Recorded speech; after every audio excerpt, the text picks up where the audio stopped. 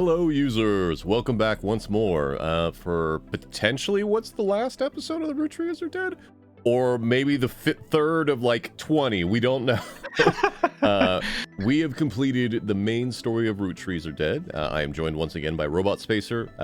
This is the Consultative Detective Network. Nope, the Consultative Detective Network. And we are here to now try Roottree Mania, which may be impossible. It may be super simple. Who knows? We're going to find that out. Very curious. We did solve all of the Rootrees Are Dead. We got all of the photos and everything like that, and all the names, including the final one. We're going to see what we get here. Bring us in with the notes. I think it was just new game, yeah. Oh, okay. Yeah. Good to know.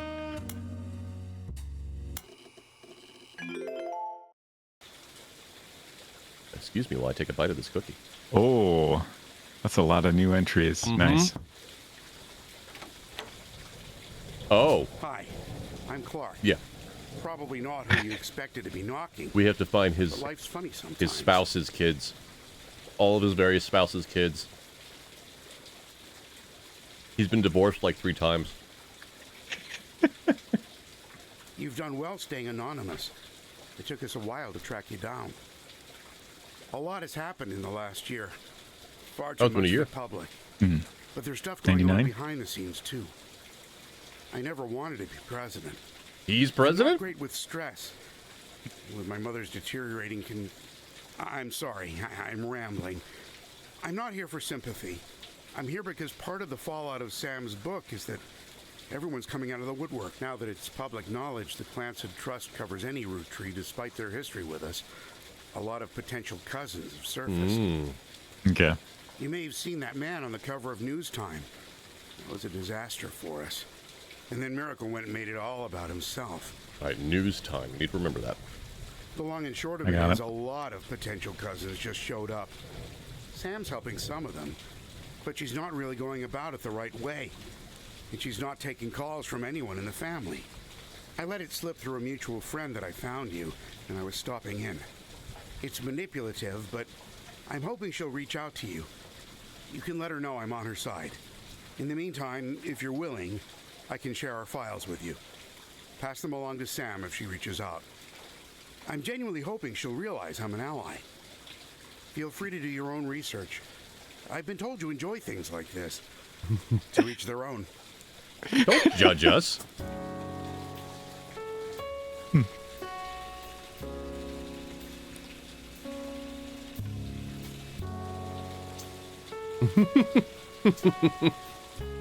That's a good way to refer to this one instead of murder Sudoku. All right. As I'm eating this cookie, would you like to read? Yeah. An unexpected visitor. Today, August 3rd, 1999, there was a knock at your door. Clark Rafferty LaRue, the current president of the Roottree Company, explained that multiple people have come out of the woodwork to claim to be Rootrees. He has been trying to work with Sam, but she has not answered his calls. He has also handed you a letter that said you could share with Sam, that said the following. To both of you. The company I hired to help us with the Clancy Trust is busy pouring through the entire family's history, as well as people they may have had contact with. That said, the family is not particularly happy with this and are doing their best to slow things down. Many of them are actively avoiding our interviews. Every time there's a high-profile public case, it causes headaches. So please, I don't mind if you do your research, but I ask that you stop going to the press. Instead, we have a highly trained team of lawyers to back you up. We're ready and willing to verify anyone and everyone you believe could be realistically part of a relationship that led to the birth of a new root tree. Just tell us who to investigate by filling out the new sections of the tree, and we'll take the time to handle verifying that the timeline checks out. But keep in mind why we're here. If someone didn't have a child or has already been disqualified by our lawyers, like in the case of the girl with the negative DNA test, there won't be a place for them on the tree. We're not just looking for affairs and infidelities, we're only looking for ones that led to potential new root trees. Some spots on the new section will be marked with a tree icon. Those areas are reserved for members of the original family tree you filled in 8 months ago. Just like last time, be sure you use birth names for everyone you add. Married names or nicknames won't be enough. Yeah, which search results work that way? To start sorting out... To start sorting out the infidelities, I recommend you turn your eyes to the men in positions of power. I'd love to say that's only because it would have been a lot harder for the women to hide 9 months of pregnancy and birth without the family noticing, but I can't. I'll be blunt. I'm no stranger to infidelity. I wish I could claim that I was a perfect husband, but you've seen the family tree, so why pretend? Some of us learn how to wield our family name and fortune to our benefit. Consequences be damned. I can't change the past or unhurt those who I betrayed. Instead, all I can do is be honest with myself and to you, refuse to make any more mistakes, and do my best to sort out the various messes we've left behind. So please, fill in the tree, and together we can figure out how to begin to make amends. Good luck, and thank you both. Clark. Oh boy. 6 Notable pieces. events. Today is August 3rd, 1999. It has been 8 months since you helped Sam Madsen with the research necessary for the book. I wonder if that matches up, because I know that this was released as like an itch.io project first, and then they redid it more. I wonder if that's actually like one-to-one the timeline. I mean, obviously not the year. Sam was true to her word and paid you an incredible large sum of money. Never mentioned you by name, however, so you managed to keep a low profile. The Roottrees, on the other hand, have not. Below is a summary of notable events since the book's release, so you can refresh your memory in full detail. 6 pieces. I don't know if I can do that. But I can have it in here when we need to search for it. Sam Madsen's book about Elias Roottree was released in February. It was a bestseller for a few months. At the time, Carl had not yet been replaced. Music. The Roottree Riff.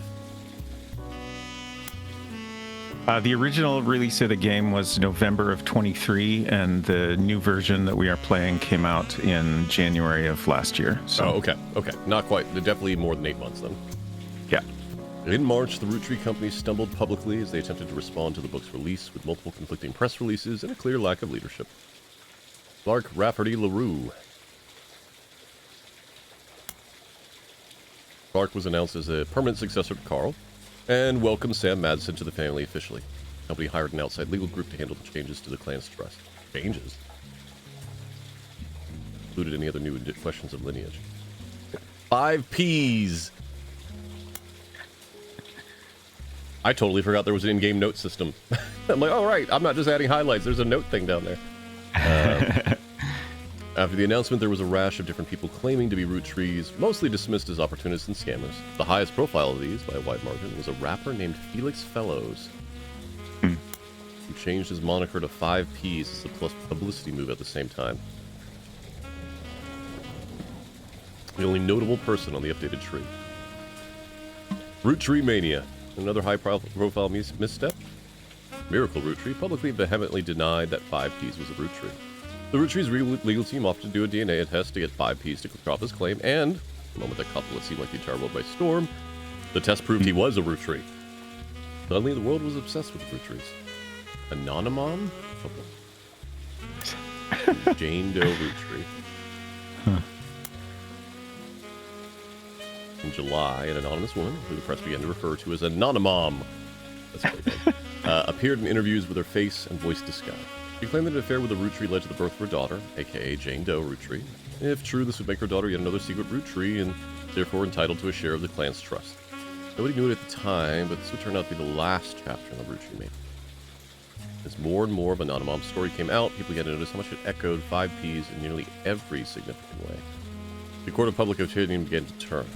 Conferred by the world's suspicion, the DNA test, ordered by lawyers on both sides, proved that her daughter was not a Roottree. The final event caused public disappointment, bugness from doubters, and countless accusations of the entire ordeal being an elaborate hoax or attempt at fraud. Things got a bit ugly, and the fun of Roottree Mania seemed to disappear overnight. Now, a month later, feels like a distant memory. That's interesting. I bet you there's going to be chicanery here, and she's going to be a Roottree. Oh, maybe. This is a new investigation with a new focus. For many months of newfound interest in the Rootrees. It is recommended you try to catch up with some of what happened since the last time we should look at the death of the Rootrees. Some web searches may yield new or different results, and some books and magazines from your previous investigation may be relevant to your new one. Also, much more widespread search. The list of first and last names you can choose from will contain red herrings. Not all of them will be used. Below is a reminder of some of the most notable beats that are in your initial dive. Okay. Well, we know this, so I'm not going to read through it all again. Yeah. So I can grab that. Just because I have a feeling that's Aloysius herring root tree. Few dead ends and red herrings. Family man about to be propaganda and not use. I don't think we ever searched for that. Yeah, that doesn't sound familiar. Lauren's other books, historical romance novels, were not very useful on their own, so they could lead to other information. All right. Caroline Morden's sculptures were not. I don't know that we ever saw that either. There was one photo. Oh, right. It was titled Atlantis. Yep, you're right. Okay. All right. Well, we got diddly squat to start with. Let's look up 5Ps. Hi, Doug. Hey, buddy. Is welcome text different? I forget what was in that before. But we're on NutOS 1.1 now. You're now ready for Y2K. Great. Nice. Shutting it down on New Year's Eve, just in case. All names can now be up to 20 characters long. This should be enough for everyone. Putting a CD in the drive upside down will no longer heat the plastic to dangerous temperatures. It no longer prompt you to replace printer ink when it's 50% full. Always remember, cashew PCs are delicious. Cashew PCs are not safe for human consumption. Any computer parts eaten or done on your own volition and assumed at the risk. Cashew PC Corporation cannot be held liable for any so-called instance of computer poisoning. That's great. That's a good document. That's very good. All right. 5Ps. Felix Fellows. Got that. Is a rapper who found some recent radio play. Oh, okay.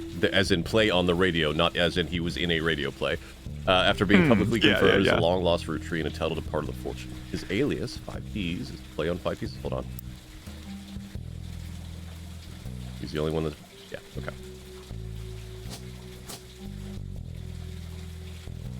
Oh, I don't like this at all. I don't like this at all. Oh, this is terrifying. Oh, okay. no. Musician. Is it a rapper thing? No, okay, musician. All right. Is article you find on a website? No, really. All right. Most recent album. Headline: more poser than my action figure collection. Hold on, we're gonna probably need to get both that.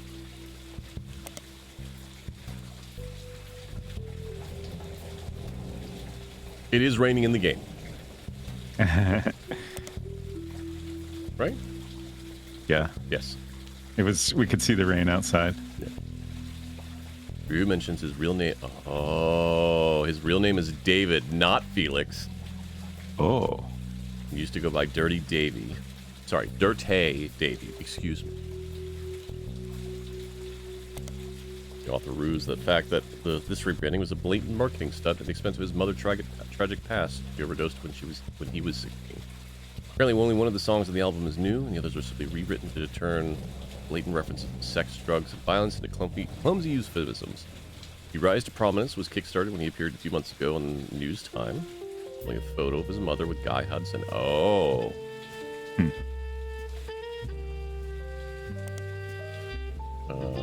Night of Vehemently. Miracle Roottree even appeared on the same magazine a week later, but since then they've backtracked and publicly welcomed to the family. The press out release at the time stated they had new evidence. Yeah, we knew about that. So, are we saying that he is the son of Guy? I mean, it's certainly being suggested, right? I can't choose Guy as a name? That's concerning. Oh, wait, no, this is the possible infidelity, so this has to be Roottree. Wait, okay. How many times did Guy have affairs? Holy crap.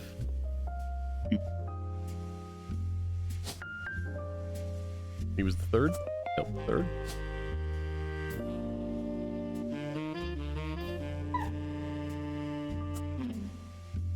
Don't know what Doug's getting into, but Jesse is very bad. Third? Third, okay. What? We gotta find new photos of Guy? Sounds like. Alright. Alright. Oh, yeah, but it has to be him. Alright, so David is his first name. There's a chance his last name is not Fellows. Right. So what? Move up a little bit here. You got it. I'm trying to understand what is going on in this. First affair. So our confirmed Rootree in the middle. I'm just focusing on the what's above David Fellows here. Yeah. So first affair, Guy infidelity, had an affair with someone, and then they split up. Oh, and then that person has Remarried. A spouse. Yeah. So like they've been the parents of David, even though the spouse is not blood his father relative. Okay. Okay. I think this means some sort of legal shenanery. The red and white, because that's the only trend that makes sense. Because this was legal chicanery, and this was legal chicanery. Yeah, like with I don't know that it matters, but Robert and Ronald, they were born out of wedlock, right? Right. And then, so this is just like some sort of family lineage stuff rather than just legal necessarily. Right. Okay. So, all right, is there anything else here that's good? No. All right, so I think we find Davy's real name. Dirty Davy. Okay, Davy Fellows. Great. Gonna call Dirty Devil. Another Dirt Paul. First mixtape from the 90s.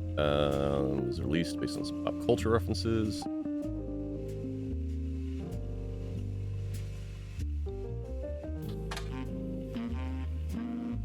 Make it onto a studio album. Reference a popular movie called White Man Can't Jump. Confusion among the fan base. Because of it is a mixtape to come out in 92 at earliest. Let's point out the fellow's reference to seeing the movie on his 17th birthday. That would have been 94. I have worry that this is going to be relevant. Yeah. Some takes this to mean the album had to be released in 94 at earliest, but claim that he was likely just trying to make himself sound older in response to some of the more questionable lyrics he had stated multiple times. It was just a dumb kid when he released it. Huh. Okay, same thing. All right, back. Dirt Poor. Yeah. 96. Oh boy. Felix Fellows includes, I guess he wouldn't have known, some that were revealed to be his own distant cousin, list to attract a movement. There's one song, Heat, which is a few different prominent female actresses from the 90s, provides a crude pun or line about the Fellows felt about them. Most of the rhetoric was turned down to be less profane. Line referencing Raina was replaced with Dana. Oh, as in Dana's. Okay. We'll look into the music thing here in a second, but let me change his name. Oh, I guess I did it correctly. All right. Yeah. We need a photo of... Oh, wait. He was on the cover of News Time, right? Oh, boy. Great. News Time is a major news periodical that releases a new issue every week. The rapper 5Ps famously appeared on the cover, claiming to be a Rootree. Then 1 week later, Miracle Roottree did the same, denying that he was. Because of this high-profile back-to-back discourse right before Roottree Mania, it appeared to be de facto publication to get news about the ongoing Roottree saga. It reported record subscriber numbers during this time, which lasted until the end of Roottree Mania, when the world generally stopped paying much attention, and they went back to reporting more traditional news. All right. Give us a Davy Fellows picture. God damn it. Give us a Felix Fellows picture. Thank you.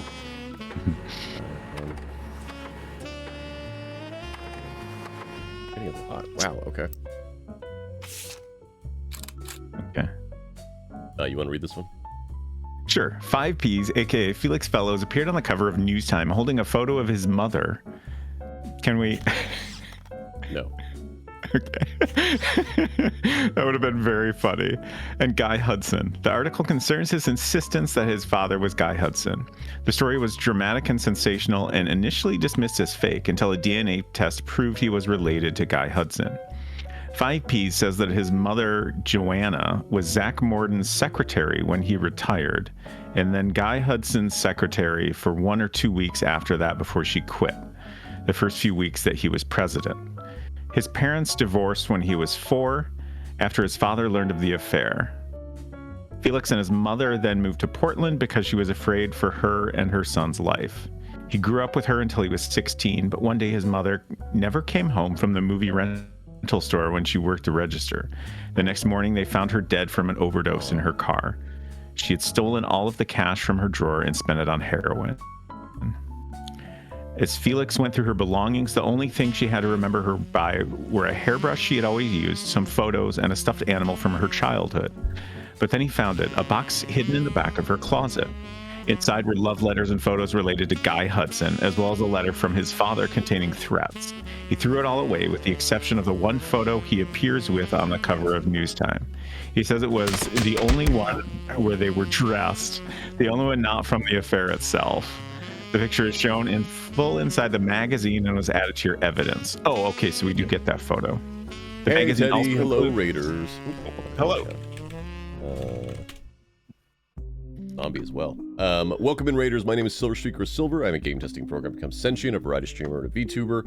I am also the newest member of the Calamity Crew and a member of the charity-focused stream team of Cosmic Hearts. I'm joined today by Robotspacer, and we are in the Consulting Detective Network as we are figuring out Roottree Mania, the sequel story in The Roottrees Are Dead. We're figuring out about this. Ooh, Sam Badson. All right. Oh, that was the mother. That was the lady we were working for. What were you guys playing? Vampire the Masquerade, Bloodlines. Gotcha. Well, I hope you're all having a good night. We're going to keep going because we are knee-deep in investigation. Let's start back up here. The magazine also includes some additional history about 5P's career. Felix Fellows was born to Riley and Joanna Fellows, but has never rapped without a moniker. Oh wait, Joanna was the mother. That's not her birth name though. Shit.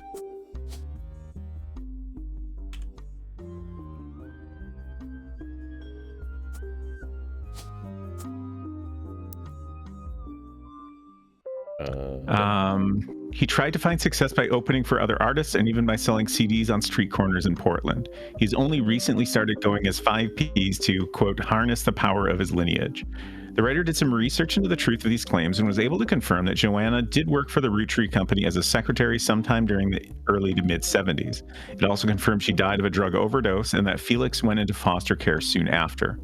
They were unable to track down his father. They also reached out to the Roottree Company, but at the moment, the company's blanket statement was, since the release of a recent book, Roottree has seen an overwhelming number of false ancestral claims. None have been factual, and nearly all have been knowingly dishonest. We encourage individuals to reach out to us in an official capacity as opposed to attempting to use our name in the media for publicity. Makes sense. Lamar is asking, who is the note taker? That would be Robotspacer. He has infinitely better note-taking skills than I do. You usually have a camera of his notes right there. So we definitely need to find something about Joanna, maybe probably from secretary stuff or something from... No, Lamari. But, it would probably be... Did one of Guy's articles mention Joanna? Take this photo. We'll come back to this later. We'll come back to that later. What does her shirt say? Roottree Family Picnic? Sure does. Okay. News time Polaroid is mother, Joanna, Zach in the Morton. background there? There's 3 people in the background. I guess it's like probably not picnic. important. Yeah.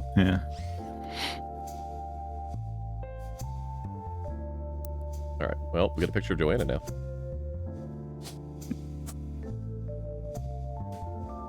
I'm going to bet the affairs is probably also going to include Miracle. Or Miracle Jr. All right.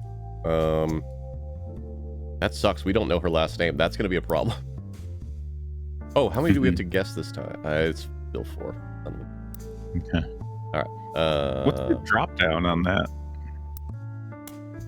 Every 4. Okay, just giving us more of an explanation. Okay. Oh, we're going to get a lot of photos of Guy. Yeah. final affair. Okay, so the affairs are in order from left to right, chronologically. Right. All right. So that could be Miracle, maybe. Could be. Oh, do we have any other? It could be Miracle the Third. Right. Oh. Do we have any other? I don't like this. These are both Roottrees. Oh. Well, all right. We'll come back to that later. Well, the tree icon just means it's someone from someone on the original tree. Okay. Tree, so yeah, right? it could be related. it could be Miracle the Third and their kid, or like these kids here, or these kids here. Okay, I feel better about that. I'm like, oh no, there's another top secret one. Yeah. And we have other tree icons as well on the left side. Oh, Lamar, you're asking what the goal is? So, what we just finished, I'm going to keep zoomed out in case you play this so you don't know who any of these names are. We are hired to figure out the family lineage of these folks up here. Elias and Gwyneth Anderson. Elias Roottree and Gwyneth Anderson. And kind of like figure out all of their family histories, who they are, what their job is, what their birth name was. We did that. And now we figured out, now we're being told, hey, some of those people had some side business with other people and had kids that are now entitled to the same money and trust. And so we have to figure out those as well. Okay. More reading, or should we do more searching? I would say let's finish the reading we have. If there's... Oh yeah, we have another news time. Miracle Roottree appeared on the cover of News Time shortly after 5Ps did. He vehemently denied that 5Ps was a Roottree or anything else in this photo. Now that I know there can be little tiny faces that we have to care about.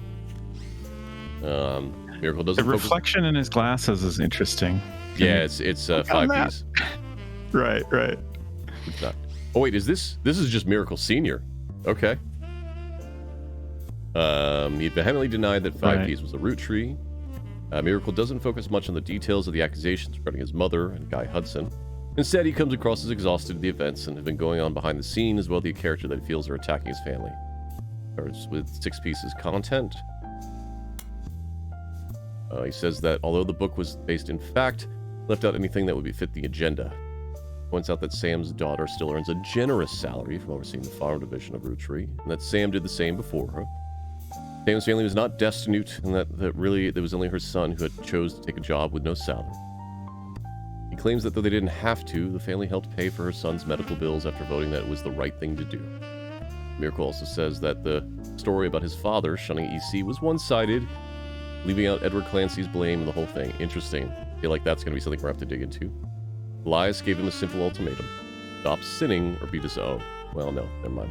Miracle says it was EC's own choice, and that Elias allowing him to earn food and shelter on the company's dime was a kindness, especially considering that he and John continued to live together. Miracle then pivots to the fallout from 6 pieces. He recounts the deluge of claims that the Clans trust the family had been subjected to. He doesn't cite any specifics, but he says that every time someone comes forward, the family devolves to arguments. They had to hire an outside legal team to help, and so far every case has been demonstrably, laughably false. All they do is tarnish the family's reputation. He focuses on 5Ps, who appeared on News Time before him. Sorry. Lamari in chat says, a lefty. Now I have to go inform the church. Yeah, by the way, he's a preacher. He's like a gospel evangelist TV preacher, so you're not too far off. He calls him a grifter and a delinquent and says he uses their name and products to sell filth to the masses. Of all the accusations, he says that this is the most dangerous because it exposes the world to hatred. He cites 5P's lyrics as violent, sexist, and ungodly, and prays the boy will repent, retract his lies, and find religion.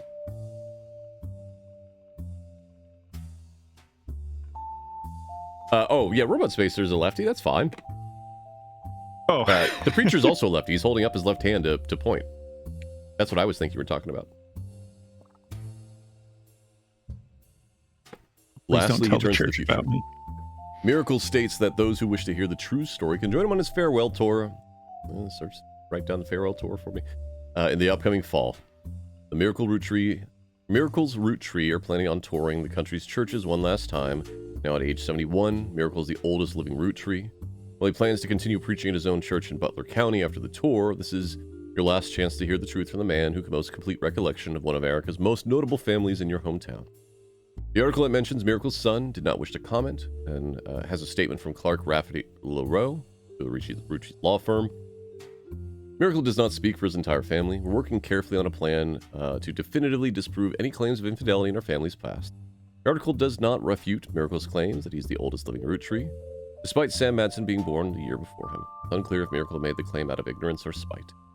Oh, yeah. Yeah, Sam would be the eldest. All right. So, where do we go from here?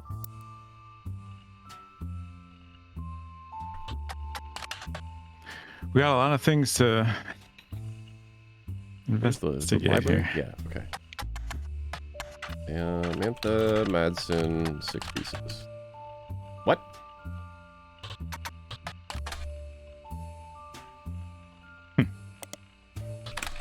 So, did you try Sam Madsen? I did, yeah. But it's that's not the full name. Oh, you need the full title, okay. Mm-hmm. Early 1999, perhaps assisted by a still relatively recent plane crash, got to the top of the charts. Reviews were mixed. Oh no! Oh no! Look at that. Reviews were mixed, God. and its time on the bestsellers list was limited to only 2 months. Most reviewers agreed the core of the book, about Samantha's fathers and the struggles they faced, was compelling and that the takedown of hypocrisy of Elias Roottree was deserved. However, many took umbrage with the timing of the release and the tone of the book, which seemed vindictive. The fallout from the book led to Roottree Company scrambling to release a statement, and due to a conflict of leadership, famously released multiple conflicting official statements over 3 days. This confusing mood was referred to in popular culture due to a late-night sketch about indecisionitis. When more traditional analysts have been calling it the Roottree Rift, a search for both. A few months later, due to Roottree Mania, the book re-entered the charts and sold even better than the first time. Oh, okay. Well, at least the historical one is just, hey, there's a book coming out. Okay. The disease, coined by a popular sketch show as part of a fake pharmaceutical advertisement for a JIT Together. Well, the segment wasn't fully about the Roottree Candy Company. It was released the weeks in the bizarre response to the release of 6 pieces by Sam Madsen. In the sketch, a woman ordered a number 5 at a drive-through speaker. Reading Lamari's statement in the chat. I had to make sure the table during family dinners, so my dad was on an edge, he and whoever was next to him wouldn't joust elbows. I got it. I know this problem well. Yeah, yep. I am luckily ambidextrous in most things, including utensils, which is okay in a lot of cases because I've been told that I use utensils like I've recently been released from long-term prison. But don't worry about that. I hold the fork like it's a weapon. It's not a problem. Don't worry about it. All right. Asking to switch it to a number 3, then caused a lengthy backup and annoyance among the restaurant's employees and other patrons. After she pulled away, as employees began helping other customers, the same woman then barged into the restaurant past the current line, loudly complaining that she didn't receive her number 5. After this, the sketch transitioned from the restaurant scene into a pharmaceutical commercial. The doctor claims the woman was suffering from indecisionitis, a disease that causes extreme confusion and irritability. It's recently been found to severely hinder the leaders of large corporations, but could also spread to humans. Oh, that's pretty good. The doctor recommends JIT Together, a fake pharmaceutical drug. Multiple testimonials use various variations of the catchphrase. When I can't get my tough decisions, I gotta get my JIT together. Final testimonial included a bald man in silhouette with a voice changer saying, "I'm not comfortable sharing who I am, but I am comfortable saying that before I took over my family's candy company, I really should have gotten my JIT together." Okay, same thing.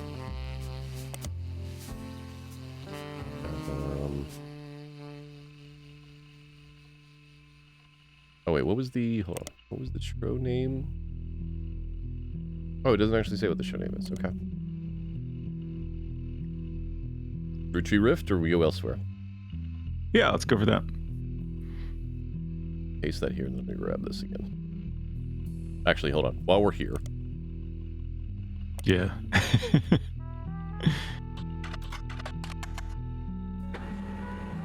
Okay. Oh, right. Oh, that's a PDF. Oh, PDF. no. All right. Hold on. 3 press releases from the Roottree Candy Company after the release of the 6 pieces were referred to as the Rift due to the clear conflicts between them.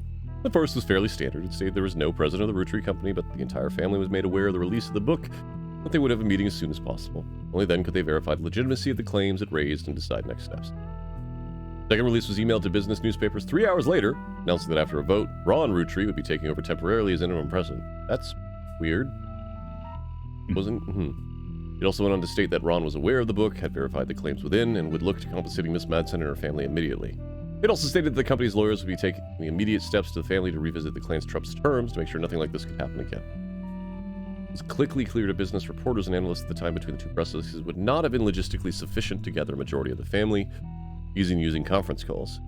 Reported out by many news channels, and a third, much shorter press release came the next day, claiming the draft of the announcement was made prematurely, that Clark, Rafferty, LaRue, and Ron Roottree would be taking over the company's first joint.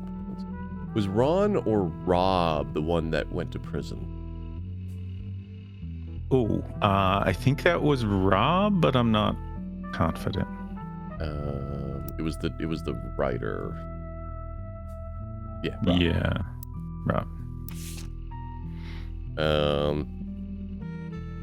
Based on a trend. Okay, so let's.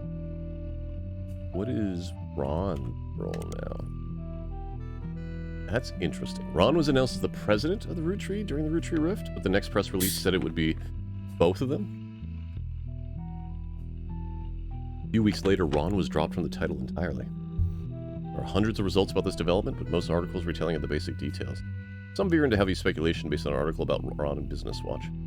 Ron's also done some interviews and saying the truth of what went behind the scenes is not something he wishes to discuss. Instead, he hopes to release a movie about it someday. 3 weeks ago, Ron's mother Gwen died in Paris. He and his brother Robbie have seemingly made amends.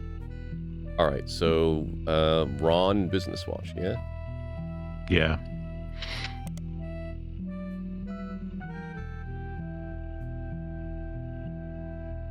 Okay, just making sure there wasn't anything.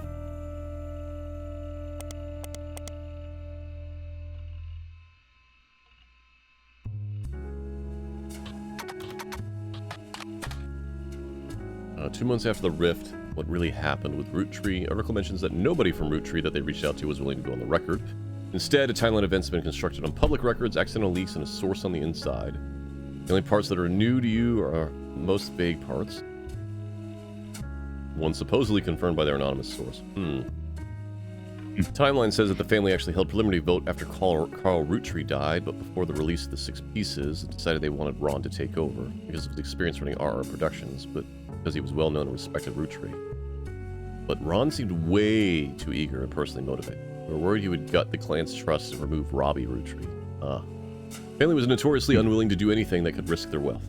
They stalled, and Ron became frustrated with the delay. When the 6 pieces came out, he saw his chance to force action while his family was in the limelight and released the press release himself in an attempt to getting the ball rolling faster. Ooh.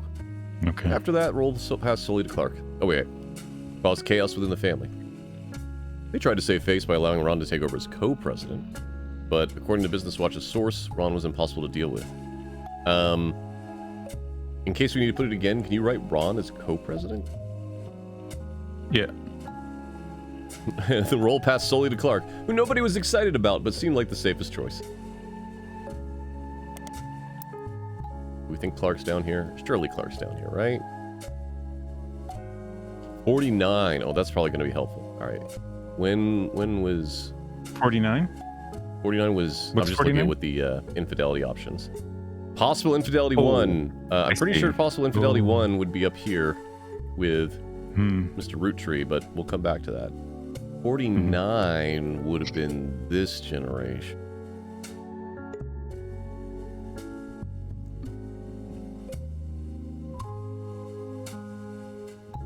Oh, maybe he's not on this tree. Well, there's something that happened just last year. Yeah, whatever this update is. Which I would have assumed. Update. What does that mean? Yeah, I assume this would have been her father, right? Like this would be John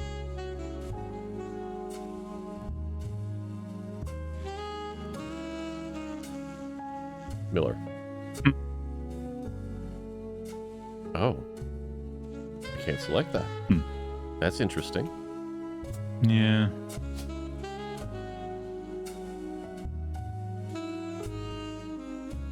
Edward. Like, that's the thing that makes the sense. That's the family tree update, right? That's Clancy Edward, not Edward Clancy. Oh, you're right. So he's not in there either. Oh, that's very interesting. So would this be then this one? Elias? I don't know.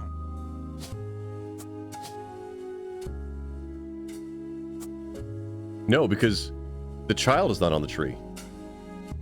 So it can't be Sam. Shit. All right, well.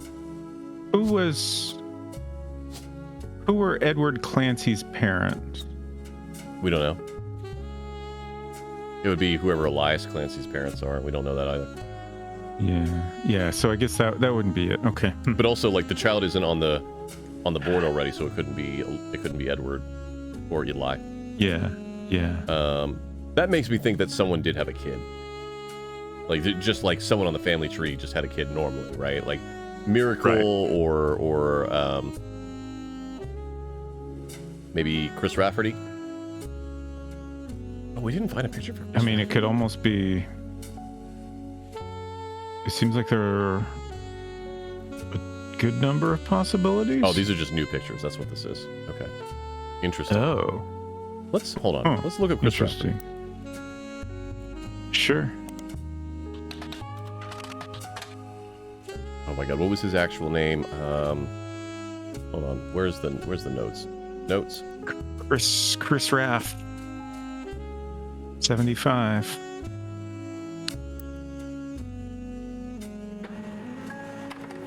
New photo.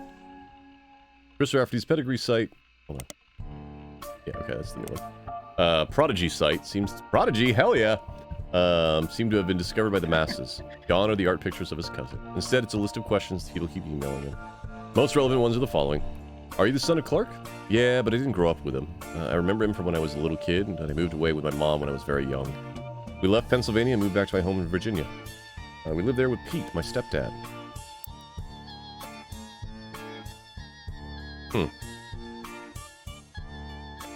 Alright. My dad and I spoke a few times when I found his phone number on a check he sent us in the mail when I was 15. He was happy to hear from me, and now he calls me once a month and came to visit me at college.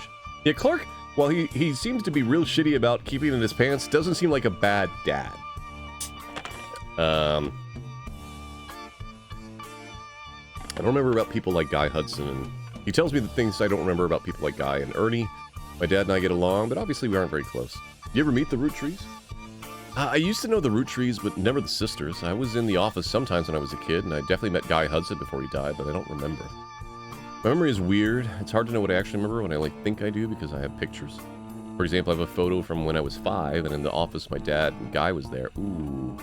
Made myself sick by eating chocolate, and some woman who I didn't know cleaned my face. That sounds like that could be Jennifer. That was right? Is that right? That was their name? No, it was... Joanna? Photos been added to your evidence. We'll look at that in a second. How did you have proof Ernie Madsen's heart condition? I knew Arnie had a heart condition because my dad told me on one of our phone calls. I asked about the poison because I saw it on the Roottree Curse website. He emailed me some old stuff, including proof that it was, but even with the proof, the website didn't take it down. He spelled now I'm saying it wrong. Fiance. Wow. Fiance. Jesus. I keep seeing the way that he wrote it, which was F-E-A-N-C-E. I'm not good at spelling or writing. I'm good at painting and other art. I'm going to school to learn how to edit movies. I want to make cartoons someday. Lulu's much better at spelling. That's cool. Oh boy. So that's not Guy. That's the other one. This is Guy. This is young Chris Rafferty. This is Joanna. Not Joanna. Oh no. All right. Well, let's fill in this photo here. And fill in Guy's other photo. Wait, that's not Guy. Oh wait, no, it'd be down here. It's one of his photos down here. But we need to confirm him before we can add additional photos. Yeah. Okay. Would that mean that that's Clark? What is Clark's other photo? Yeah, that could be Clark. Yeah, that could totally be Clark. Yeah. Okay. Yeah.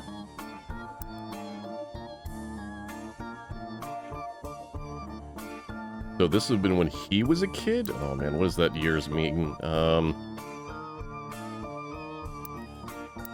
There's a picture in the background there that could help us narrow down dates because we have that that advertisement. Yeah, but that advertisement was him when he was black a and kid. white photos on the left side too. Yeah, these are just when they were kids. Yeah, I guess that doesn't really help. But he was like, he's at school, right? Yeah, he was a college student, so that was probably 20 years before. So that's the late 70s. That probably lines up with. Oh, that could be one of his other infidelities. Oh no. Oh no. So like this one, or this one, or this one. Yeah. Guy, you got around a lot. All right. All right. Oh, you know, it would probably have to be on this side, right? Because near the final affair, and he died in 82. And if it's 99 right now, so it could actually be the final affair. Anyway, not worry about that until we know more. Oh boy. Oh boy. Okay. Well, what was his wife's name? Luisa Garcia. Or Lulu.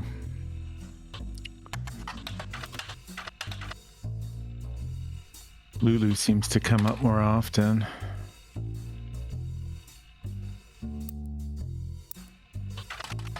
Oh, Lulu Rafferty, yeah. Okay. Well, let's... Could try the local paper. Yeah.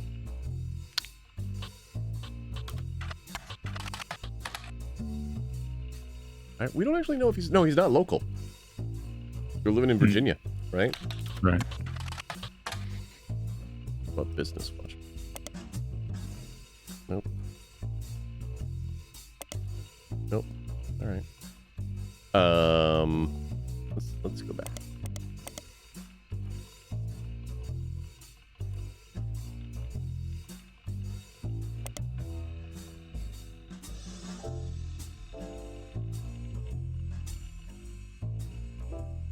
What's the name of Clark?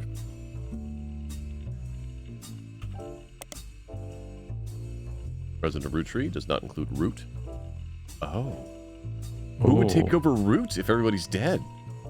Look at that in a second. Early March of 1999, about 5 months ago, it was announced that both Clark and Ron would take over. Transitional period. 2 weeks later, the company released a press statement. Oh, hold on.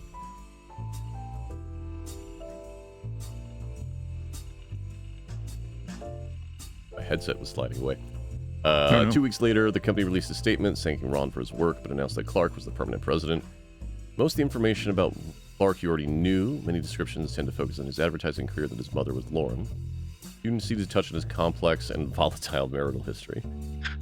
Since taking over, Clark has tried to remain out of the spotlight, but did have a notable foray in the public eye. Gained a lot of support when his first move was a statement of favor, accepting Sam and her family into the trust. It also served as an announcement that the clan's trust would no longer be handled by anyone in the family, since due to their final financial motivation, none of them could be impartial. That's fair. That's surprisingly, like, headstrong and fair on that stuff. What's, something jumped out at me here. What jumped out at me here?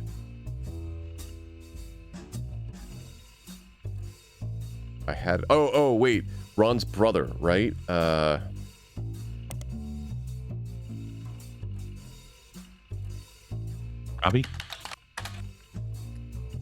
Was released from French prison after serving a few years for assault. His embezzlement and arrests were partially featured in 6 pieces, as participation in the clan's trust was a key piece of evidence in Sam's favor. Have since become much more publicly famous. He's not yet returned to the U.S., but when journalists reach out to him after a recent... What was the other one?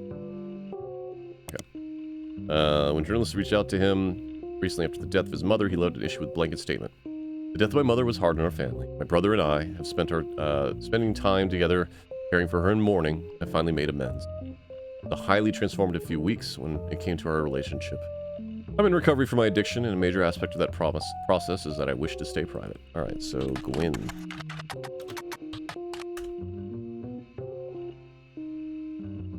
Died near Harris, France about 3 weeks ago. Damn. After leaving Hollywood, she made no effort to stay in the limelight, and most obituaries tend to focus on our largest role, guys like us. Not much is known about her death, except she was announced she died peacefully in her sleep while being treated for a sudden severe case of pneummonia. Before that, she'd apparently been in relatively good health, according to her friends and family. She was 67. That's pretty young. We're gonna look up her in the Scarlet magazine here in a second. Right.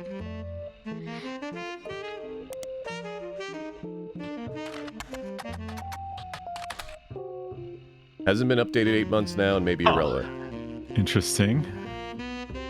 So that's... Oh, yeah, this is the same information we got before. Nope, we have that thing turned off, so... Yeah, so for those that are just joining us, there is an option in here to show you if, like, you've kind of run to a dead end on your investigation.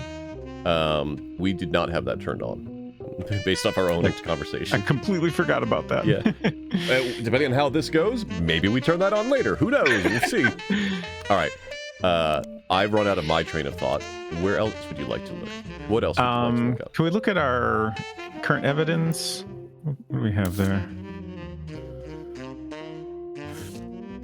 The PDF. Yes. I thought we had something we hadn't looked at. Would you like to read this one? Sure. Sam's book has a few different passages about her own history with the company and the rumors and gossip she collected during that tenure. She ran the farm for a period starting around 1968, after the death of Elias Roottree, until her daughter Gwyneth took over in 1984. Most of the relevant rumors coincide with the reign of Guy Hudson, who took over as president in 1978. Sam was very much not a fan of Guy, and according to Six Pieces, it was an open secret within the family that Guy was very much not a fan of remaining faithful to his wife, Patricia. Many of their hires at the time were young, single women, and Guy often spent a lavish amount of money on private parties. This was 20 years ago, and Sam warns that most of it is hearsay. Still, you find the following information that may be relevant. One of Sam's farm supervisors was named Elizabeth. Elizabeth had a daughter. I'm going to start. Yeah, Elizabeth. Who Sam never met, but who worked as one of Guy's secretaries. According to Elizabeth, a caterer from a local restaurant called Antonelli's. I think it's Antonelli's. Oh, Antonelli's, yes. Met her daughter at one of Guy's parties, and they eloped quickly due to a pregnancy. Elizabeth wasn't aware that the party was for swingers. Rumor has it that her daughter showed up with Guy and didn't seem comfortable switching partners. Okay, before we continue real quick, let's just... Large number of Antonelli's. Common name for Italian restaurant. All right, or local resource. Antonelli's is an Italian restaurant and has been within Butler County twice. Oh, in the magazine twice, not in Butler County twice. Most recent time when it closed in 1992. The owner, Rochelle Zimmer, sold the land the building was on, and at the time of the article, she was unsure if the restaurant would move to a new location or if she would retire. Many years before that, there's a puff piece of Valentine's in 78. That's very silly, Kia. For those watching the VOD, Doug, our new dog, just took the water bowl from the kitchen and brought it with him into his crate, which is in a completely different room. That asked recently married residents of Butler County how they met. Christine Garland responded. She and her husband, Steve, who was a chef at Antonelli's, met years ago when she delivered produce from mother's farm. Okay, well, here's our name. So, Steve Garland and Christine... What was the name of the other person? We'll figure it out. Steve used to work extra hours just to be there for delivering her during her deliveries. Although they grew apart when the restaurant switched suppliers, they reconnected by chance and eloped at the end of last year. Now she has a bun in the oven, and oh boy. And they're both working as much as they can. She's a secretary, but went back to delivering produce on the weekends, trying to save up money to move to Boston and open their own restaurant. Okay, so Christine Garland. Steve Garland. A couple of times, all right. The second's from months later in 78. Weekend cooking classes. Gourmet for the groovy. The blurb mentions that he's getting lessons from his home kitchen for the last month so that he can keep an eye on his son. Third was from 91. So his son was alive by 78. It's titled Local Author Sued by Former Butler County Resident. Interesting. Seems like the local author by the name of Mark Zimmer was sued by Garland. Garland saw Zimmer producing his book, promoting his kitchen tales. The recipe book was partially plagiarized from the recipes that Steve Garland would give his students during the cooking lesson. Interesting. Mark Zimmer?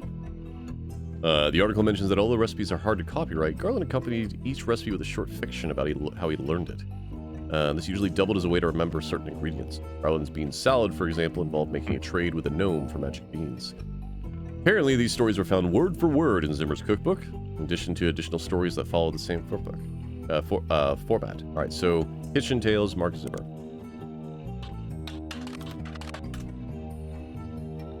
Garnishing the Truth.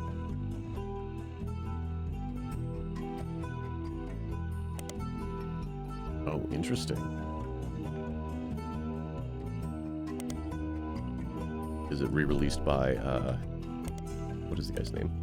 Steve Garland? Steve Garland. Seems like it makes sense. Yeah, it is. Okay.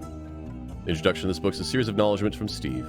The first is, Christine, thank you for everything. Your support means the world to me.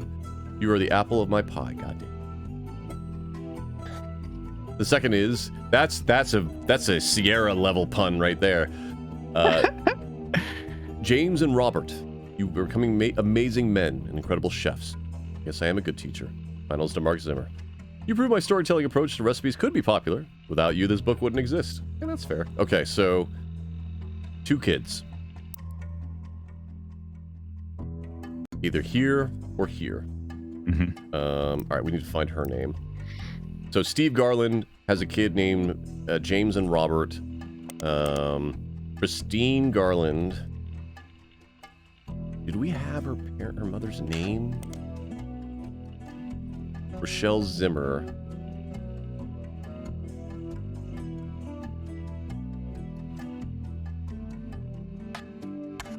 Oh, Mark Zimmer is her kid and stole the stuff. That's funny. Her husband. Okay. Husband. Okay. Bookmarks. Mentioned when he was sued by Steve Garland. No, okay, nothing. All right. What was... Okay. Christine Garland. We had the mother's name, right? Christine Elizabeth. Garland's mother? Elizabeth? Yeah, but we don't have Elizabeth's last name.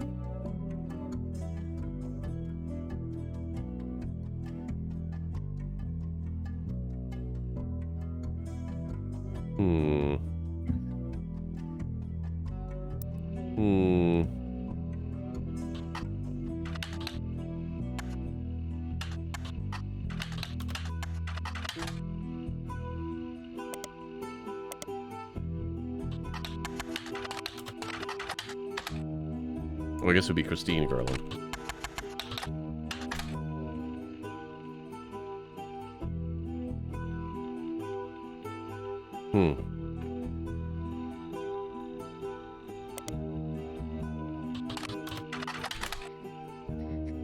Did we search gourmet for the groovy?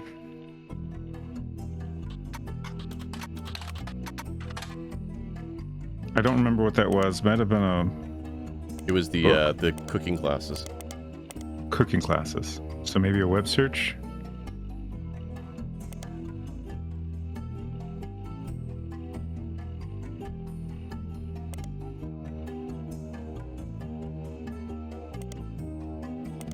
No.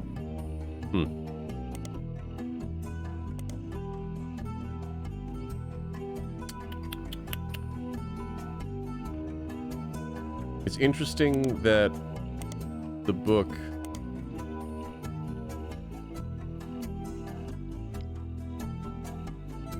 doesn't have her name, but I guess it would have been Christine Garland at the time. Man.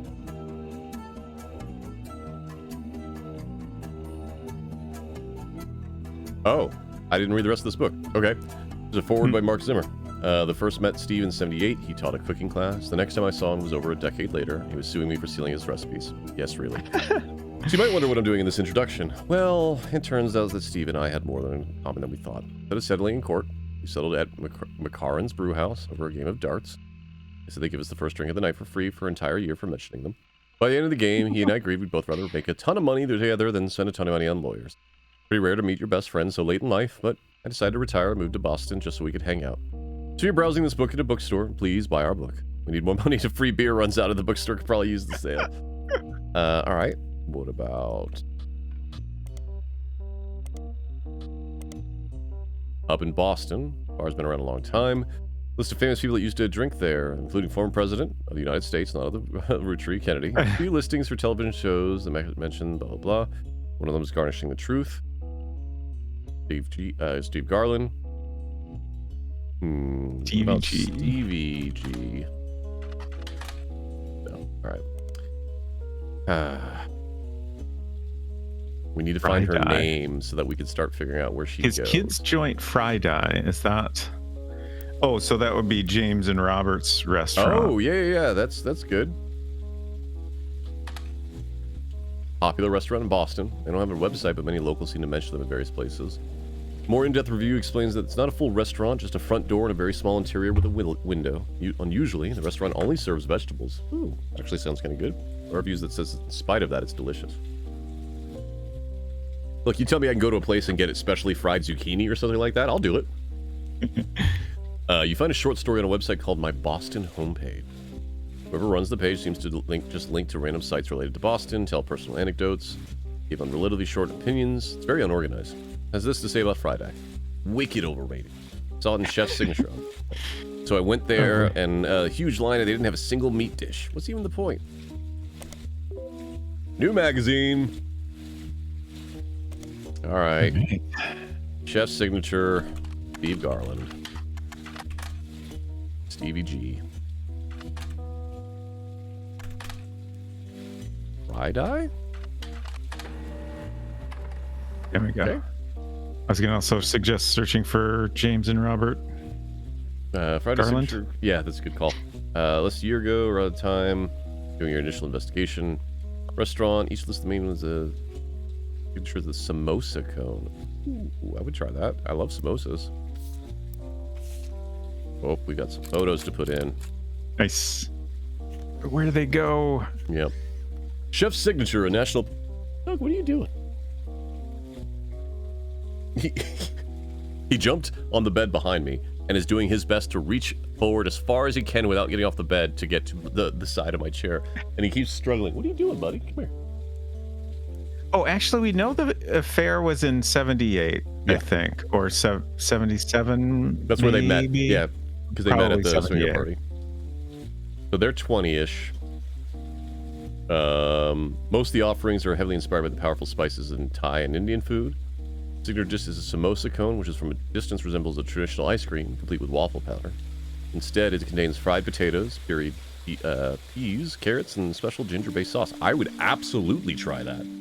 That's good. Robert, who's 3 years younger than James. Good to know. We don't know which one is which, but I'm going to... I don't know. Although the age difference has left him delegated to wearing the sous chef jacket. Okay, so this is Robert. Okay, yeah. Whole life, he doesn't mind. As a result, James answered most of the interviewer's questions. James credits his love for food and his culinary skills to their upbringing. Most kids hate vegetables growing up, but they don't have parents like we did. My father was a chef. My mother grew up on a farm. Right, so she was a farmer. That's right. That's a farmer and secretary. But I think we need their final job. I don't remember. I don't have any memories from the farm or anything like that. But since we moved before I could even talk, they told a great story. My dad's a great storyteller. He even wrote a book that partially helped fund Fry Die. Oh, I like this family. When we moved, they looked into opening their own restaurant together. Unfortunately, they never got it off the ground. His line cook gig ended up being less temporary than he hoped, and she had to go back to work as a secretary even though after Robert was born. Before he was old enough to go to school, we spent our days with my aunt. In the diner where he worked, my dad had no room for experimenting, so he exercised his skills at home on his day off. We'd always go shopping and cooked as a family on the days that even went through, even though we were hyper kids running around and causing a ruckus. Those are some of our family's favorite memories since we were all together. Mom always had the eye for best vegetables for him to work with, and did her best to pass that on to us. According to the article, their parents, who are now retired, visit often. Even have a signature dessert, the Sistine apple. God damn it. Apple pie's always been my mom's favorite, and Dad has always had the stupid line he used to make her laugh involving apple pie. Most people realize it's a Sistine Chapel pun, and assume that all there is to it. But it's actually secretly named after them. Okay. Okay. Is her name Apple or Sistine, you think? Well, best first name, last name.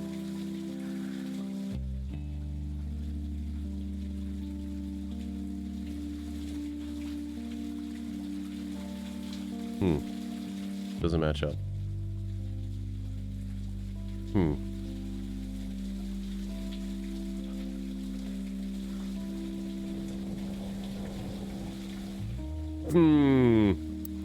Damn it. It'd be like a Christine. Oh, yeah, because her name is Christine. Okay. Yeah, Christine Garland. Okay, yeah. Okay. Christine Apple. Secretly named after them, sort of. I don't know, I feel like there's still something there we're not getting. So if this is Christine. Avils, Andrew, Barbin, Carpenter, Clementine. That, okay. Oh.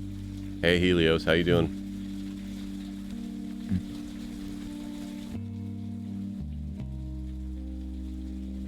Is there a type of apple that is in this list? That's a good question. I don't know much apples other than like the really super popular ones, so. Okay, let's look at apples. Hold on.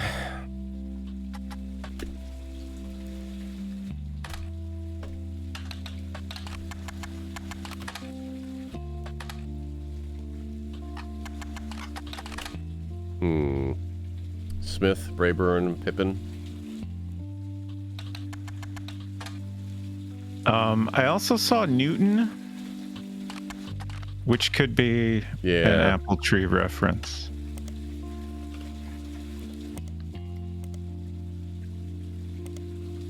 What about Elizabeth?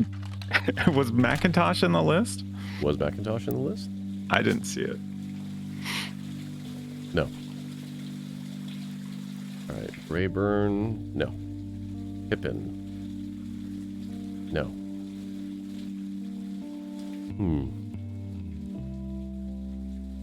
Just naming types of apple. Right.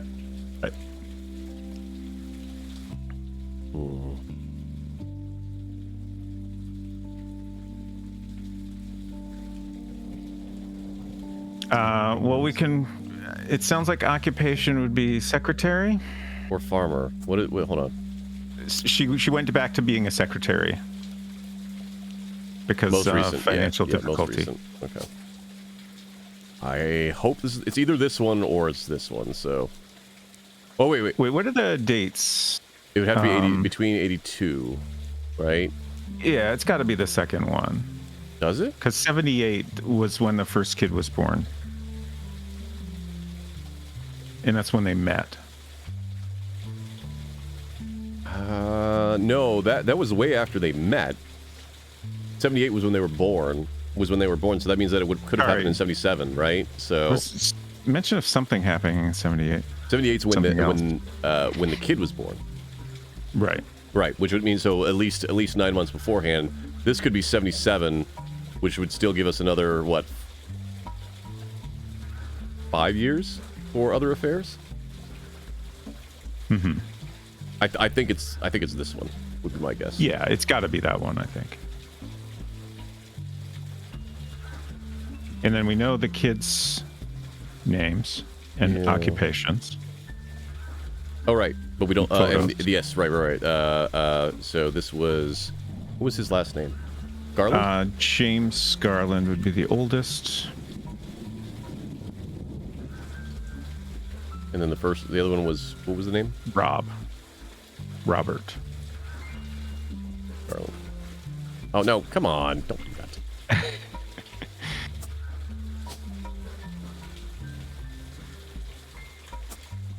And then this was the elder, and this was the younger? Yeah.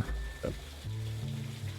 And then occupations. Oh, yeah, yeah. We have her. Yeah. Chef? Is there a sous chef? Just to make sure. No. Okay. Okay. I'm glad we don't have to be that specific. Yes. Well, we definitely got the right one.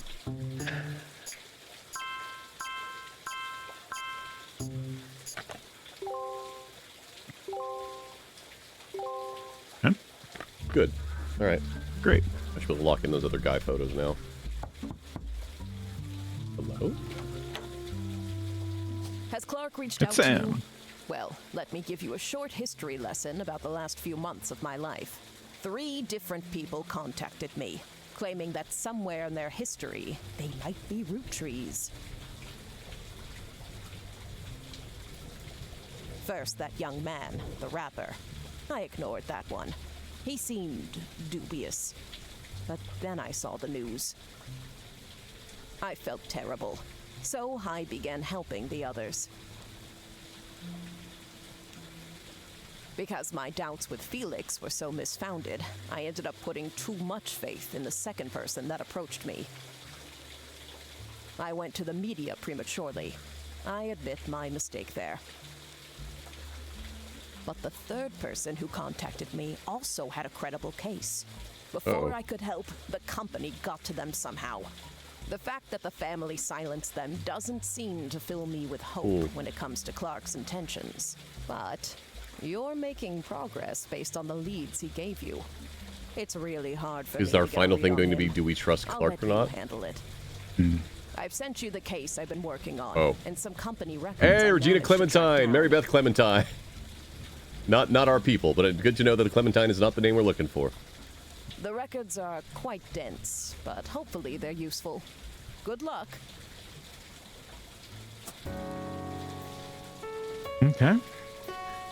So the one thing We have that 7 new things? before we go into this, the one thing Yeah. that I wanted to do that I realized that we didn't end up doing, what was the first name of that book?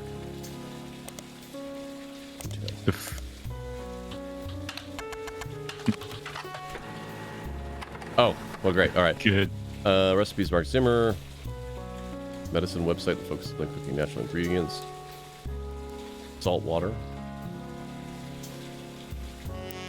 And that gave us this one. Book of recipes and stories and mildly popularity, but seems to have disappeared from online marketplaces in 92. Find a scan of a story on a website. Demonstrate how to bake the plated loaf. An actual recipe? No. I'm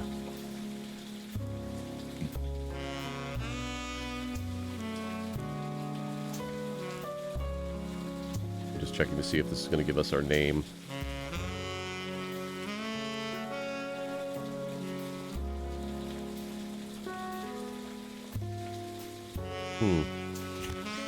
All right. Oh, it's right here.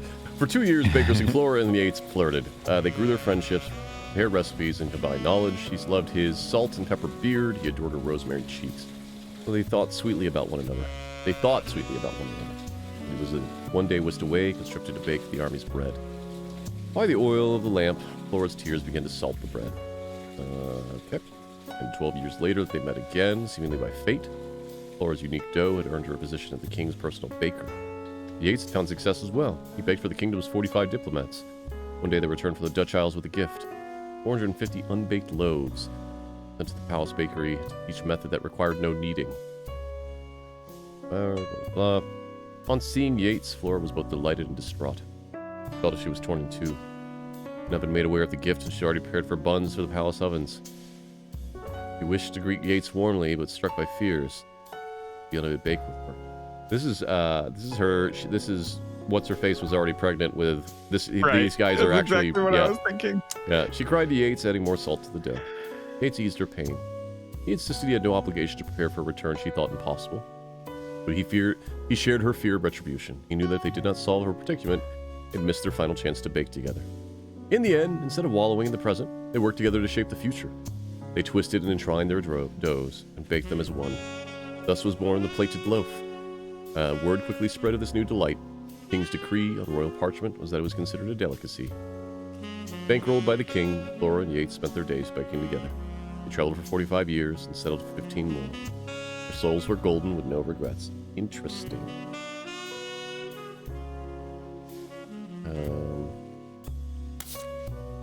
Before we go into any of these other ones, does this tell us, is her name like Baker? Not an option. We know she's not a Clementine.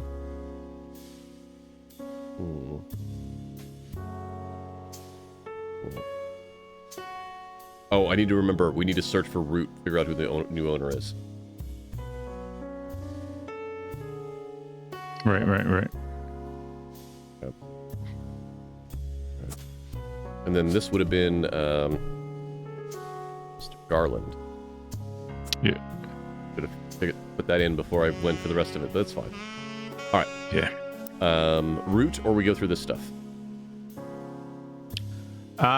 Let's start with Root. Before I forget later on. Yes. At least that will remind us on its own. Please. Root website, small memorial section. Most recent catalog of 99. Entirely black cover with no text on it. On the leadership page, you learn that Root is currently managed by a designer who is apparently Brenda White's second in command. You don't recognize her name. She's unrelated to her search. Interesting. There's also a scholarship page. On it, you find information about the Roottree Sisters Fashion Scholarship. It is awarded to 3 underprivileged high school girls each year who wish to pursue a career in fashion. Apparently also gives them an opportunity to show off their designs on the professional models. According to the site, the fund was created directly from shares that would have contributed to the inheritance of the Roottree sisters. Not like other aspects of the trust, managed by Ruby Legal Enterprises. All right, 2 things to search for here. Let's do the scholarship first. And Ruby Legal Enterprises.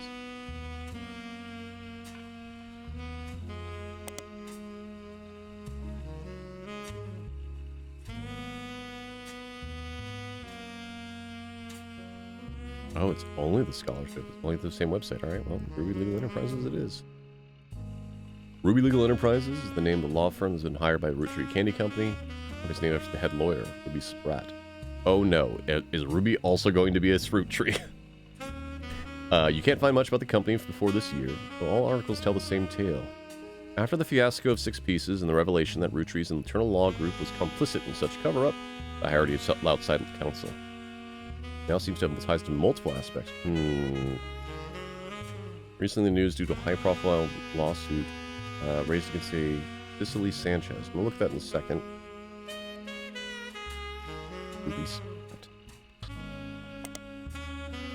Relatively elusive. The most complete source of information you can find before her time with the Rootrees, or a website for a magazine owned by a major airline. He was the subject of one article from a recurring series about modern-day success stories. Oh no. Ruby grew up in foster care, but excelled at school and earned a scholarship at Mid-Eastern University. There she graduated on top of her legal class, was hired as a lawyer by a prominent firm. There are a few high-profile... Oh wait, magazine owned by a major airline. That doesn't tell us. Cases she was a part of. One was a legal consultant for a class action lawsuit against a manufacturer of steering wheel covers. Another was to help a local gas station chain in her hometown of Portland with the rollout of a promotion that allowed gas station customers the ability to bet on the price of gas. That's called gambling.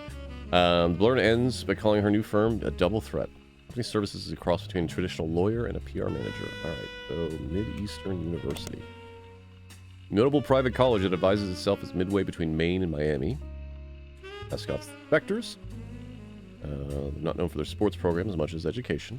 The legal and language departments are pride and joy. Fairly extensive computer science and robotics programs.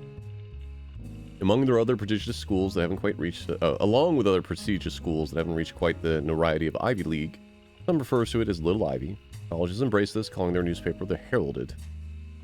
The Herald, which is a combination of Hedera, a name for Ivy, and Herald. Their website boasts that they have a historical technology museum on campus, including a functioning computer from the 60s that takes up a full room. That's rad. Printing press. Oh, that's cool. Well, let's look up that. New periodical. The Herald is the school newspaper of Mideastern University. Appears to be available in your periodical archive. Okay, so that feels like that's going to be a big, huge, giant branch. Do we want to go down this branch more, or do we want to read our evidence that we have? Let's maybe look at some of the stuff we have. Okay. I've got notes about all the... We got Cicely Sanchez as well. Oh, yeah. Oh, boy, yeah, that's an author. Okay, we'll come back to Cicely. Oh, boy. All right, we'll come back. Confidential. Oh. Wait. Another thing worth mentioning, we did not finish that PDF, right? You're right. This one. Top left. Yeah, 6 pieces. Guy's main positive contribution to the company involving expanding the markets previously untapped by Roottree. However, when he went on a trip overseas, they were often for weeks at a time, and Guy was known for spending more time and money on unofficial business than meeting with distributors. It was said he bribed at least one politician to open a factory in Brazil. Section where Sam speculates that Elias may have also cheated on Gwyneth. Gwyneth was always much kinder to Sam than Elias was, and was the first to invite Sam to family events. While she had no hard evidence, Sam also got the impression that Gwyneth was able to coerce Elias into allowing Sam back into the family, using some kind of leverage, instead of it being a natural course of events. She mentioned that Elias and Gwyneth were known to loudly argue, sometimes about another woman. They always said her son Ernie once asked her, "Who's Beth?" He overheard them yelling about someone that once by that name. As far as Sam knows, Elias once had a secretary named Elizabeth. Oh boy. Different Elizabeth than the supervisor from the farm. Are we sure? But she never met her.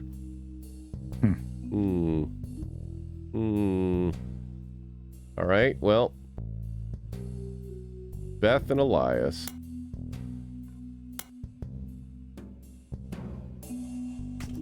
Great. So that would probably be this one, right? Yeah, that seems like it's got to be the oldest infidelity.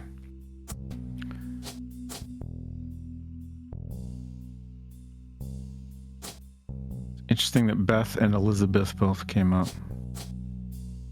Yeah. But I guess birth name is what we want, not nickname. All right. Do we start searching for Elias and Beth, or do we keep going on what we got here? Let's look at some more stuff. I'm curious about that photo. Regina Clementine. Regina Clementine, that her husband confessed he thinks he's a Roottree. Stuart, the older boy wearing a vest, that's good to know. And the photo is Mary Beth Clementine, a singer who may have had an affair with Miracle Roottree.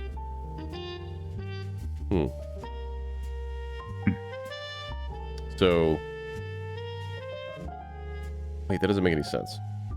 Wait a minute. So if Regina is saying that her husband thinks he's a Roottree. Oh, no, wait, okay. No. I was thinking like, wait, Regina is the kid. No. Regina's married. That's Clementine is not the last name. So, that would be this, no, not that one. It would be probably this one? Like right here? Because that photo wouldn't make sense to be from this time period, right? To be from Guy's time period. Right. Does that make sense? So if it is two kids, I don't think it could be this one. Maybe it could be this one. Go back to the photo again. Right, because that's an ancient. Oh, you know what? Let's look up Mary Beth Clementine because she's obviously a singer, right? Right.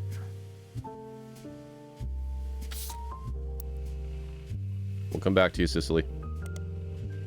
42 and 59. Okay.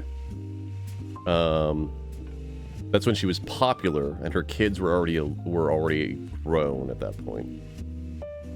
She traveled around the country, performing at churches. Uh-oh. Her repertoire was a mix of religious and popular songs, although she recorded a few records. They seemed lost to time. The ones you find mention of, he's got the whole world in his hands, at least under the label New Edison. One thing Mary Beth was known for was her adoption. Listed on many sites, she mentioned adoption and the history of adoption. Oh. She adopted 2 children in the late 40s, Stuart and Mark. Is that why there's no lines here? That would make sense, right? Oh, no, there's no lines there either. Shit. Okay, that breaks that idea.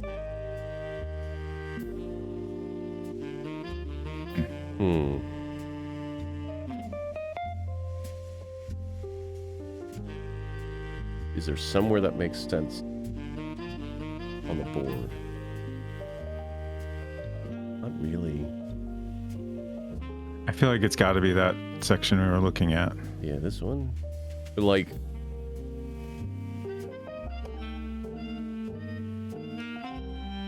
I guess it could be these. 49. No, because it couldn't be 49 because she was singing in 49, right? And the kids were already like 10 and 12, or roughly in those ages. I don't want to say 10 and 12, but like singing from 42 to 59. Yeah. So that could be the period where Mary Beth met and had an affair with Miracle. Well, I would agree, except that she said that these are adopted.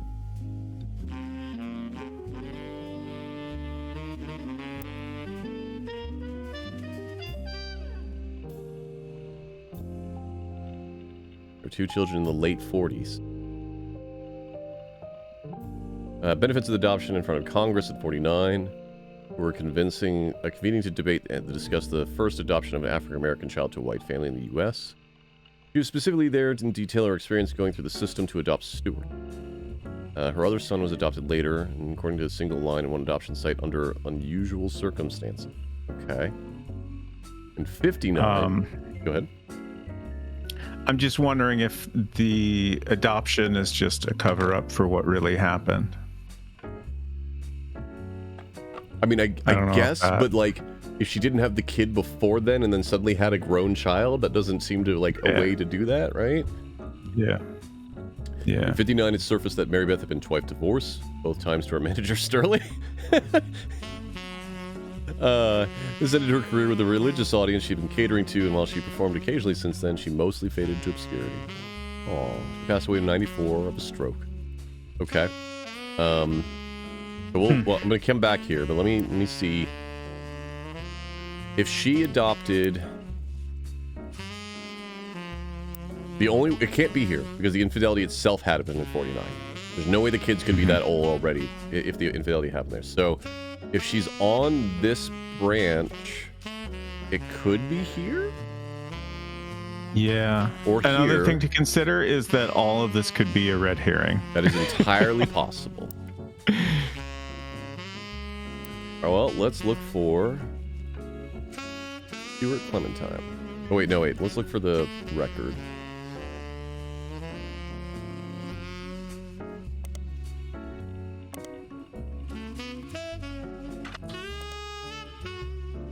Los Angeles 40s. Race released cover records of songs and gained popularity. Is this going to be owned by Miracle? You bet. According to a website about the history of recorded sound, it was named after its founder, Sterling Edison. The biggest claim to fame has been sued by the estate of Thomas Edison and blah, blah, blah. Edison Records versus Edsel. You find a few references to New Edison and Mary Beth Clementine on sites about old records. One collector says the Holy Grail re-release of the Old Rugged Cross says the first edition was originally published before she legally changed her name. Ooh. Another site claims that the police had called to New Edison Records after its owner got in a physical altercation in public, leading to a divorce. Sources are evidence. The site's content seems user-submitted. Alright, so let's try Sterling Edison first, and then we'll come back to look for that. Let's try in the... this one. Quite a lot of overlap. Countless advertisements and cover song. Again, results for anything advertised. You do find a blurb from New Edison was sued by Edison Records. By the time the magazine covers it, the lawsuit was settled out of court. Had to shut down. The owner, who went by Sterling Edison, said he'd like to create a new record company. There's no evidence anywhere that he did, and it was the last mention of him.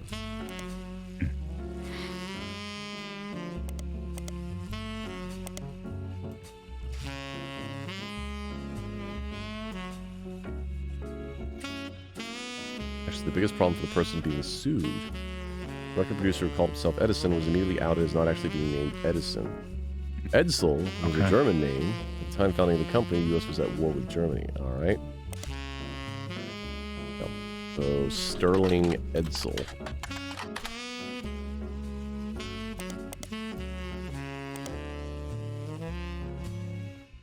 Oh, all right. Well, thank you for telling us that's a dead end. After he got sued, he was no longer noteworthy. Okay. Old rugged crop.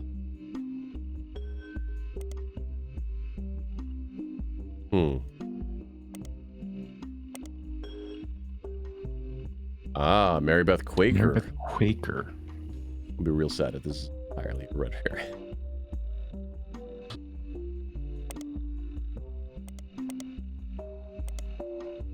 Huh. All right, well, nothing found, but if she's on one of the branches, we need to remember to put Mary Beth Quaker. Yeah. All right, so that was the end of that branch, but what are her kids? It was, Stuart?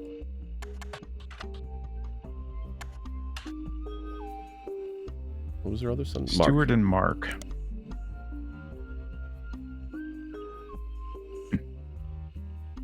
Police officer.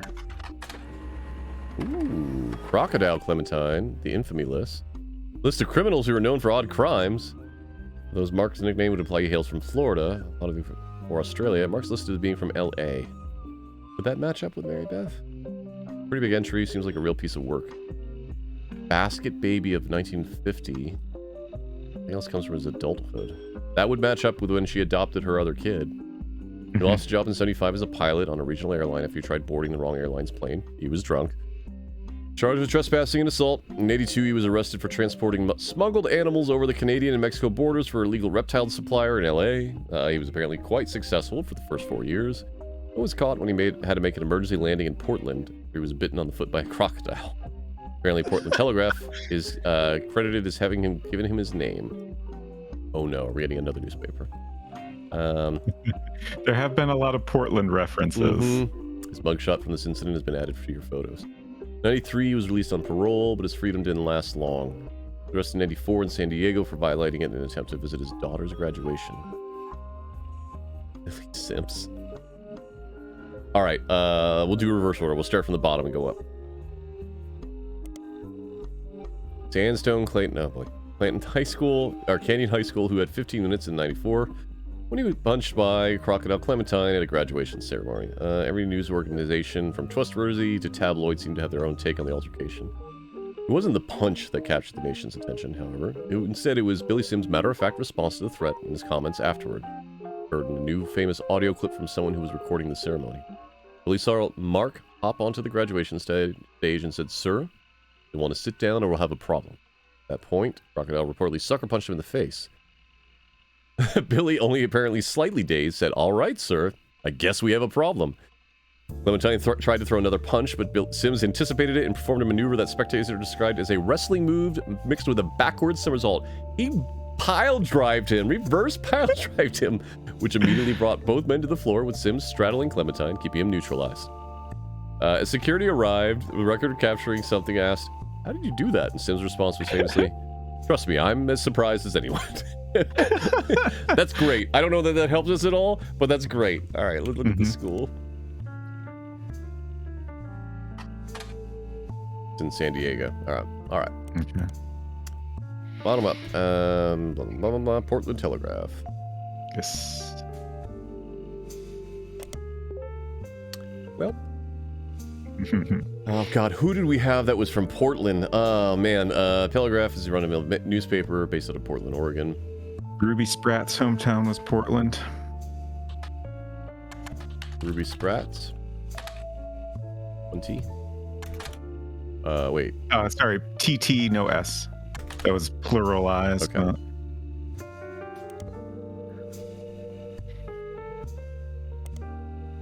Portland Telegraph when she was in high school. An article called "Local Teen Making Change for Foster Care System." Yep. According to the article, Ruby Spratt grew up in the foster care system, apparently valedictorian of her school. She was a Girl Scout at the time of the article, earning her the Gold Award. Required a project to help the community, and Ruby chose to raise money to build a fountain she called the Foster Fountain. The fountain has a few small pedestals that stick up high above the water. People are expected to toss coins into the fountain for good luck and be encouraged to aim for the top of the pedestals. All the coins scraped from the bottom are slated to be donated to Portland's foster care system. Oh, that's nice. A coalition of local businesses that sponsor the fountain have committed to matching any of the donations that successfully lands on the targets. Portland's Parks and Recreations. Fountain of Use was originally conceived by Ruby Spratt. Fountain is unique because it has special targets. Yeah,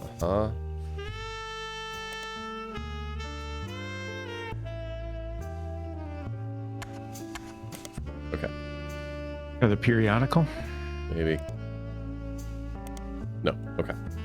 Also try the fountain here. Oh, right. Foster Fountain or Fountain of Youths. Mm-hmm.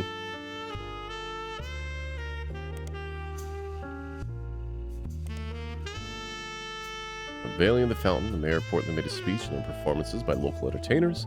Ribbon cutting, most people were instrumental in bringing forth the fountain into fruition. The article calls out all the performers and speakers, with the exception of the mayor, were foster care alumni. Most of them grew up close to friends. Includes poets, musicians, and dancers. Dirty Davy was listed as one of the musicians.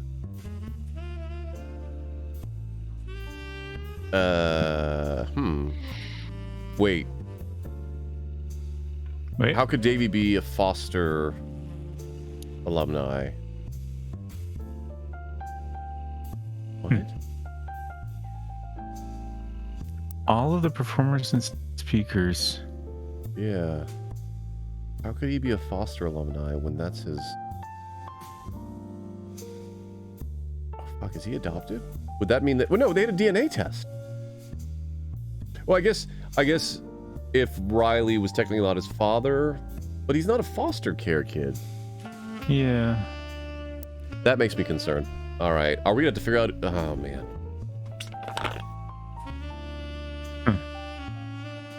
Hold on. I need to look at the board. Were there always lines between them in the previous? There is. But not up here. All right. All right. Never mind. That train of thought's gone. Okay. Okay.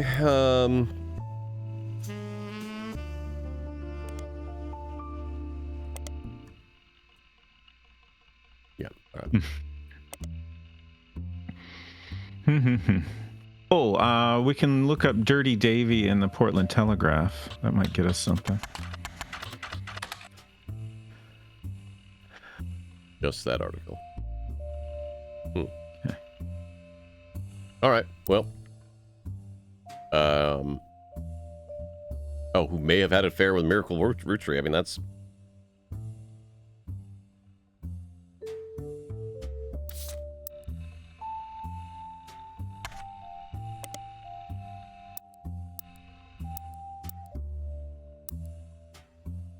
So if she's over here somewhere, this is probably Miracle. That's probably her up there. Right, and this would be her husband and her kids that would originally led us down this roost chase. This would be the other Clementine. Yeah.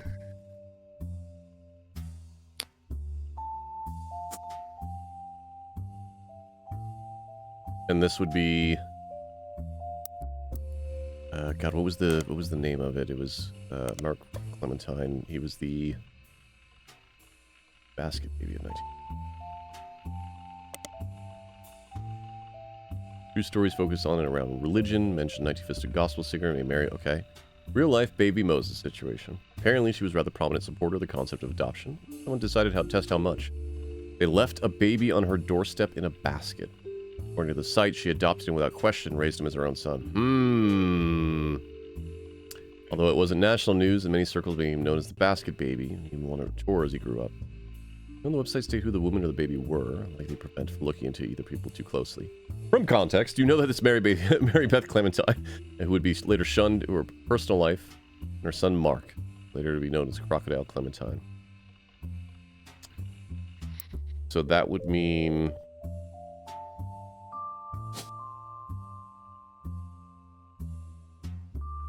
What was her original name? Will we write it down as? Quaker. Thank you. This was Sterling Edsel. This would be Miracle?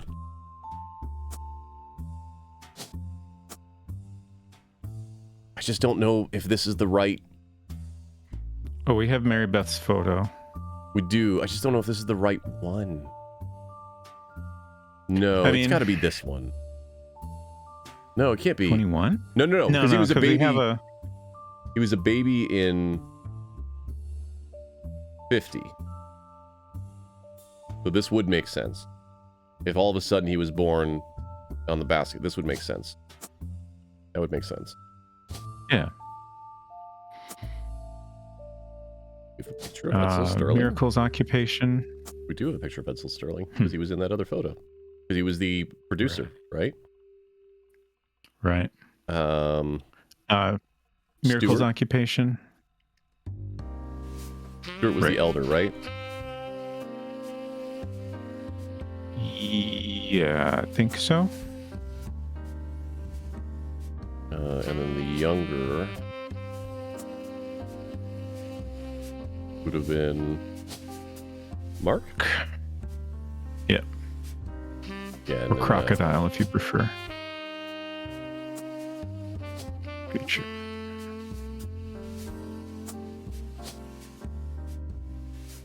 we can't put criminal? Prisoner? No. Pilot. Pilot could be it. What was his... Yeah. Stuart was a cop. Police. Yes, we got There it. we go.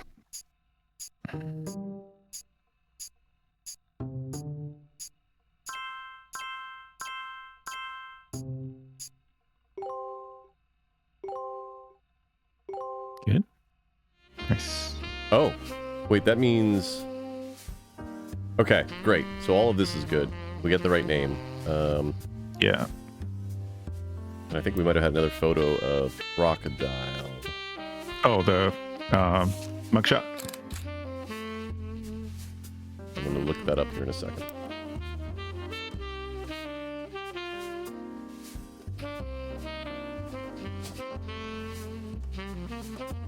We knew her name. I can't remember what it was. It was...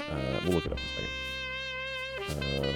And I'll set this to unknown because we don't know what name.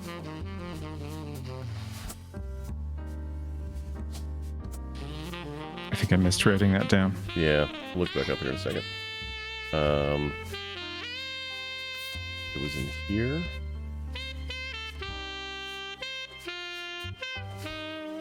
No, it was here.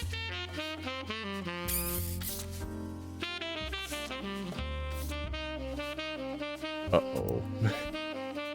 History. All right, let's go back. Fried Eyes, Kitchen Tales, Ruby Legal, Mid-Eastern.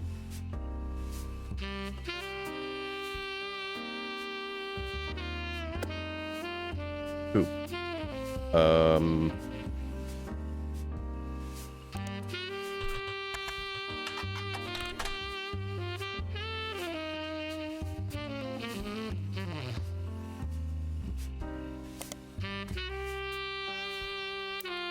It was definitely something from here.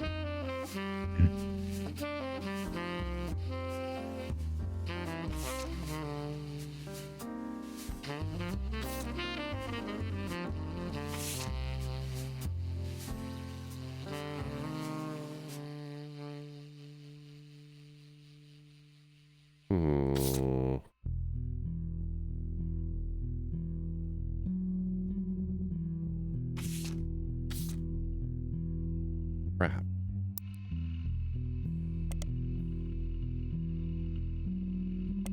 It would have been before that.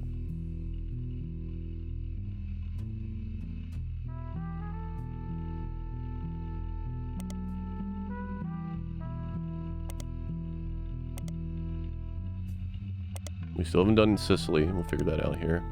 Yeah.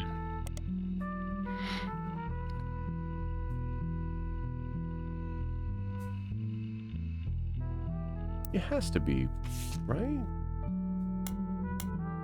I can't think of what you're thinking of. Where did we... So there was something where she said, my husband thinks he's a Roottree. And that's what got us on the entire thing about the Clementines. But here? Wasn't that the photo? The Regina Clementine... claimed that her husband has confessed he thinks he's a Roottree. Yes, okay, that's what I was looking for. I need to use so that's where Regina goes. Okay. Yeah, because her husband's Stuart. Yes. I'm with you now. Oh, God. Mark's had some kids. Wait. Oh, yeah, it has to be Mark that's had some... Wait. Hold on.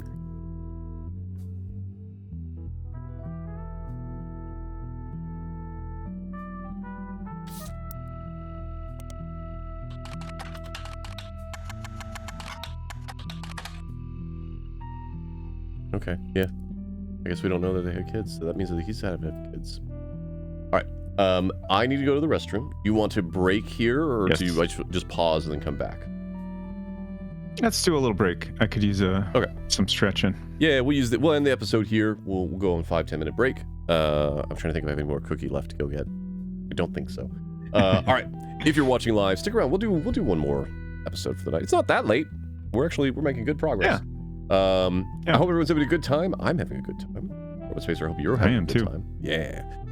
This is a different, it almost feels like the way that we have to search is different for some reason, and I can't put my finger on why. It almost seems like it's less in the evidence and more in the searching on this one, whereas in the search, and the other one, it feels like you were going through the searches just to find more evidence. Maybe it's just because also we're not clicking through every piece of evidence yet. We still need to read... No, we did. We did all of the 6 pieces. We need to go through the confidential stuff. So, that whole confidential folder. Oh, God, and there's so many pages in here. All right. We will end this episode here. We'll be back shortly. If you're watching live, stick around. Other than that, be safe and be kind to one another, folks. Bye-bye.